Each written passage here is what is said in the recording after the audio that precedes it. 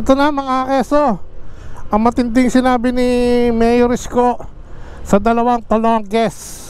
Panoorin natin to mga keso. Para sa mga taga-Maynila, wala nang halong politika. Kapakanan ng mga taga-Maynila. Hindi yung pa-imbestiga pa, sarili mo, ayaw mong imbestiga, magpapagawa ka ng 19 million na barangay hall sa bangketa. Imbis na aminin na lang yung pagkakamali, para bang sila lang ang tama sa mundo basta ako, may pananagutan ako sa mga taga-Maynila. Papagawa sila ng pumping station, hindi gumagana. Tapos ituturo nila DPWH. Pero sa totoo, sila nagsabi sa DPWH, ipagawa nyo yan. Kinakarga sa CDF nila. Huwag na kayo magsinungaling. Binobola nyo na lang yung lelang yung panot. Ang mabobola nyo na lang, yung sarili ninyo. Alam ng taong bayan, yung mga pagawain na yan,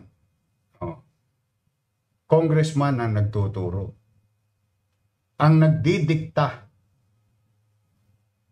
In fact, pamisa-misang pa, inaaway pa ang DPWH. Uy, pondo ko yan Uy, distrito ko yan Dapat dumaan sa akin yan. At madalas yan, kontraktor nila yan. Ngayon, nakita ko yung interview, ang tinuturo, DPWH. Kawawan DPWH.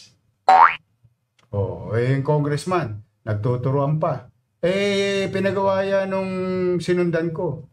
Ikaw, 6 na taon ka na, 6 na taon ka ng congressman. Anong ginawa mo? Hindi pala tumatakbo. Pero ginagastos sa inyo pa rin. Yun yung sinasabi ko.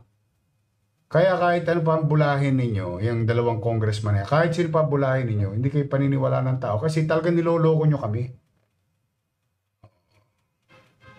Saan ka nakakita? Kailan pa naging pwede nagagastusin mo pera ng taong bayan?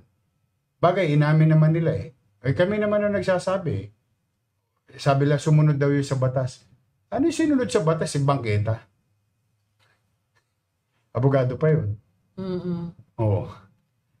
Tagagawa ng batas. At saka lahat po ng barangay hall niya may pangalan niya, no? Oo. Sa kanya ba yun? Hindi ko alam sa Parang kanila. headquarters niya Hindi, sa libingan kasi ganun nakalagay yun. Nilalagyan mo yung, halimbawa, kalsada. Lalagyan mo ng pangalan mo. Ibig sabihin, gusto mo doon kay libing. Ganun yun O doon ka nakalibing. Kasi yun ang nakikita ko sa sementeryo ganun Diba? Lapida. Style naman nila yun. Ako ayoko ng ganung style. Kanya-kanya tayo style. Basta tayo trabaho lang. Pero kung patuloy silang ganyan, makikipagkulitan sila sa atin, sanay naman tayo. Wala namang problema. Para sigurado ako, nagpapagawa kayo ng barangay hall, 49 million. Nagpapagawa kayo ng basketball court, 60 million. Nagpapagawa kayo ng pumping station. Hindi gumagana. 600 million, 700 million. Tanong, napakinabangan ba namin ng mga... Saan ka nakakita, nagpagawa ka? Ito, sa District 2, National Historic Site, Plaza del Piero. Ginawa mo mukhang sabungan. Ngayon, barangay hall na yung plaza. Nasaan na ngayon yung Tinatawagan ko nga pala, Tinatawagan ko ng pansin yung ating mga conservationist. Pasyalan nyo po Plaza del Piero. May marka ng national parang heritage o protected site. Andun pa yung rebulto. Ginawang parang sabungan. Diyan sa District 2. Sino nagpagawa? Tingnan nyo yung nakapangalan doon, kahit burahin pa nila. Nakapangalan yung pangalan ng congressman. Kala ko nga, Plaza Valeriano na yun Plaza del Piero yun Ibang klase talaga. Ibang uri itong mga to. Totoo lang. Kung makapag-imbestiga kayo ng ibang tao, sarili nyo, ayaw nyo imbestigahan. Diba? At saka kalaunan, malalaman ng tao. Yung mga pabahay natin, Diyos ko, iniimbestigahan na rin naman ng gobyerno. Kaya ako nasasabi yan. Tingnan ninyo. Ako ba namumulitika? Hindi. Tingnan nyo. Balik mo ulit. Balik mo yung makisuyo nga. Yung kay Erwin Cheng. Yung meeting po sa Yung kanila. meeting. Kahit itanong nyo kay Erwin Cheng. Ayan. O, alam mo, nasa papel niya. Listahan ng project niya. Sino makikinabang? Taga 5th District. Ano mga pinagagawa niya? Pagawaing bayan. Ano yan? Ospital. O, ngayon, meron pa kami pinag-usapan. Sabi ko, may pera ka pa ba? Eh, makakahingi pa ako. O, pwede ba makisuyo? Itong drainage master plan ng Maynila. Pwede ba? O, totokahan kita. Gawa ka ng isang catch basin. Sa distrito mo. No, sabi niya, opo. O baka makagawa tayo sa Malate. True is effort. Yan. Yung fire station na pinagagawa niya sa Baseco, abe, approve. Di ba? Kapakipakinabang ba yun? Kapakipakinabang. May fire station. Lagi sunog sa, what do you call this? Sa Baseco. Tanong, to cut the long story short, kasi marami pa mga pa-post pa, lalo lang kayo nabibisto ng tao. Puro lang kayo pagsisinungaling, pa-interview pa kayo. Kayo sa bibig nyo mismo na uhuli. Tanong, yung dalawang congressman, yung congressman ng District 2 at District 3, kalaban ko sa politika. Opo. Sa politika. Yung congressman man ng District 4 at District 5, kalaban ko sa politika. Opo. Kalaban ko po sa politika. Kung politika lang mo, just ano lang tayo, kukwentuhan lang tayo.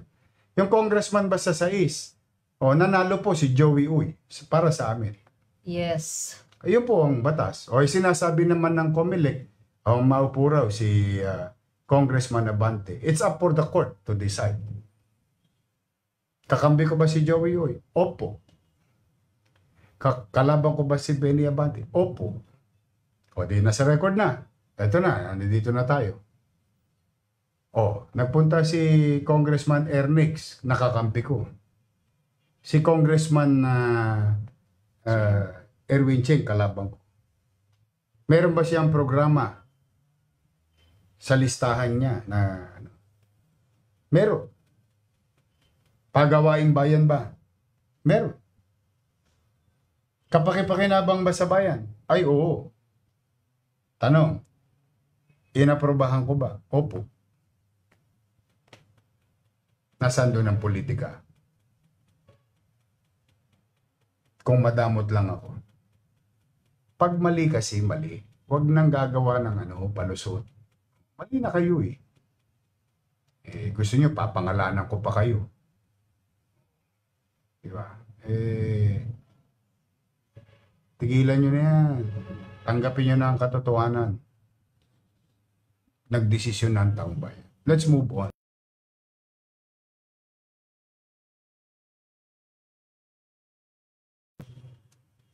Marami dyan, di ko kasundo. Ang dami kasi natin, 896 barangay na. Kung may narinig ba sila sa akin? Wala naman. Sabi ko nga, di ba? Pinatawad ko na kayo lahat. Meron pa nga ako isang kinausap na chairman eh. Sa 3rd District to eh. Nung kasagsagan ng bagyo. Ito, ako nagtatapat naman sa taong bayan. Para lang makita ng taong bayan, tao rin tayo. Pero, isinasantabi ko ang damdamin ko. At pinangingibabaw ko yung isip ko kung paano mapaglilingkuran ang taong bayan. Kasi yung sakit ng damdamin ko, personal ko lang yun. Kailangan namang ibabaw. Yung dapat mong obligasyon sa taong bayan. Meron ko sinabi yung chairman eh. Sa 3rd District to. Ikaw masasakit ang sinabi mo sa akin nung kampanya. Alam ko sinabi mo sa akin. May mga video pa ako. Pero ito, tanda mo.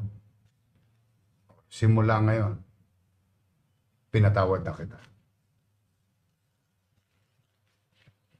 Sabi ko sa kanya. Bakit? Kapakanan ng taong bayan yung pinag-uusapan natin. ano naman siya, nag-sorry naman. O, ayos na. Ayos na. Wala problema. Oh, hindi, itong dalawang congressman na to, akala mo, mga anghel eh. Oh, Diyos ko, wag ako. Mahimik na lang kayo. Trabaho na lang kayo sa distrito niyo. Mas madali yata kitain yung 19 million na barangay hall. Ang lapad, kasi lapad ng bangketa. Kailan pa naging pwede yun? Sa mata ng batas bangketa. Sige nga. Turuan nyo nga ako, baka mali po ako eh. Kung mali ako, hingi ako ng pasensya. Diba? Magtrabaho na lang po tayo para sa kapakanan ng Maynila. Nabulok po tayo.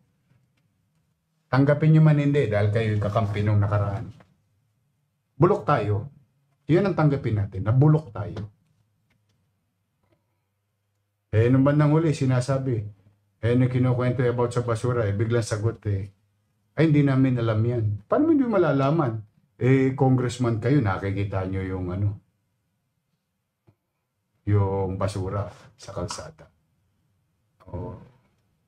Pero kung nung nakaraan, dahil lang nakaupo pa yung kakampi nyo, panay puruin ninyo, magaling, kahit na maraming basura at nagre-reklamo ang taong bayan.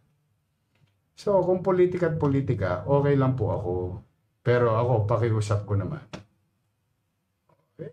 Pag-usapan natin kung ano yung kabubuti ng taong bayan.